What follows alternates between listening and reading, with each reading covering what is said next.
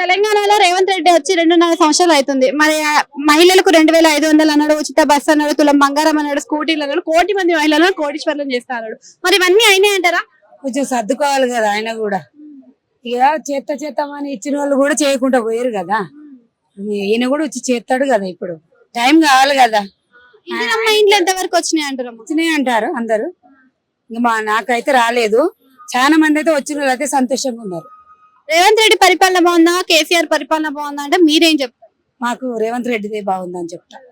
ఎందుకని రేవంత్ రెడ్డి? అందులో ఎక్కువ మోసాలు జరుగుతాయి, ఇక్కడ ఎక్కువ న్యాయాలు జరుగుతాయి. కాకపోతే టైం కావాలి. అంటే ఇప్పుడు మూసీ సుందరీకరణకు 5,000 కోట్లు అని అంటున్నాడు. మరి పథకాల విషయంలో అడిగితే పైసలు లేవంటున్నాడు. మరి ఏం చెప్తారు దాన్ని? అదే అప్పులు అయిపోయినాయి కదా. అప్పులు అయిపోయినాయి కాబట్టి వాటిని ఏ టైంలో ఎంత కడతాం అనేది చెప్తాడు అసెంబ్లీలో క్లియర్ గా. సుందరీకరణకు 5,000 కోట్లు అనేది మరి దాని విషయం మంచిదంటారా లేకపోతే ఇది మంచిదంటారా? వాళ్ళు డిక్లేర్ చేస్తారు కదా, ఉన్నారు కదా పెద్దలందరూ, అందరు కన్ఫర్మ్ చేసుకొని కదా.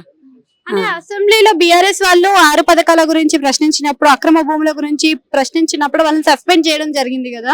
మరి అలా సస్పెండ్ చేయడం కరెక్టే అంటారు? కరెక్ట్ కాబట్టి